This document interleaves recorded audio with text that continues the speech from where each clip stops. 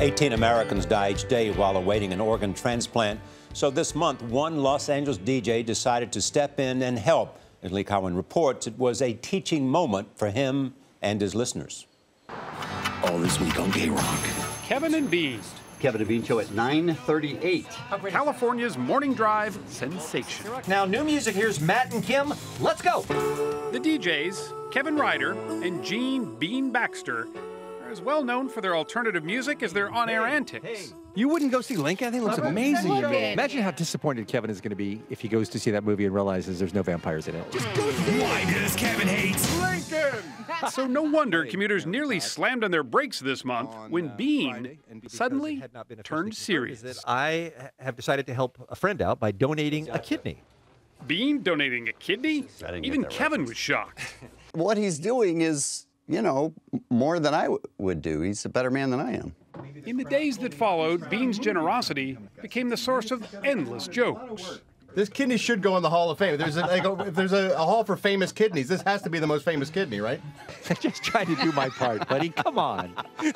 It was all about this man, the station's chief engineer, Scott Mason, who had been limping along on dialysis for years, but never told a soul.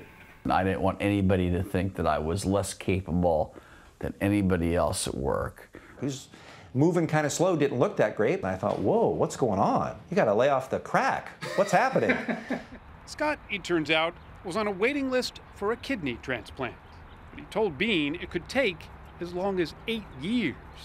What Bean said next left Scott speechless. He said, I really want you to have one of my kidneys. I'm healthy. I have 2. From everything I read, you only need 1. You need it. He says, you look like you need it. It wasn't a big emotional decision for me. And I don't think that my part of this decision is all that big a deal. I honestly think this surgery is fairly commonplace, and in a few weeks, I'll be fine. But you're giving up an organ. Yeah, but I don't need it.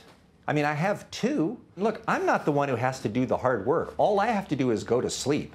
But there were hurdles almost from the very beginning. Scott and Bean weren't even the same blood type, which until recently would have made the transplant impossible.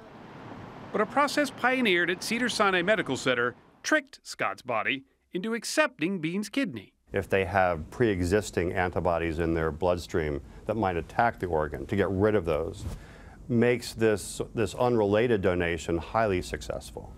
As the operation got underway, nervous family members gathered in a waiting room. Bean's wife took to playing Monopoly. I'm definitely sweating it. Anytime anyone's under anesthesia, your heart stops a little bit. There's the baby. Bean's healthy kidney came into the world unscathed and was rushed right next door to Scott. His long wait was finally over. Within the first couple days, you will feel totally different, you know, like a new life. I haven't figured the right words out that are 3 or 4 levels higher than thank you. What are those words? I don't need him to try to put it into words. It's fine, you know, just get better. That's all I want to see from Scott. And a day after the surgery, Bean got his chance. Man, thank you so much. It's, you really, changed my life, really, just overnight. I'm happy to do it. I appreciate it. And there it was, the first real sign that Bean understood what he'd really done. And on this of all days, because it was Bean's birthday. It's the best birthday I ever had. I love you so much. Thank you, man. It's good to see you. The best gift of all had been the one Bean had given. The kidney bean, as Scott's now calling it. He looked pretty happy, didn't he? It changed not one life, but 2. For CBS This Morning, I'm Lee Cowan in Los Angeles.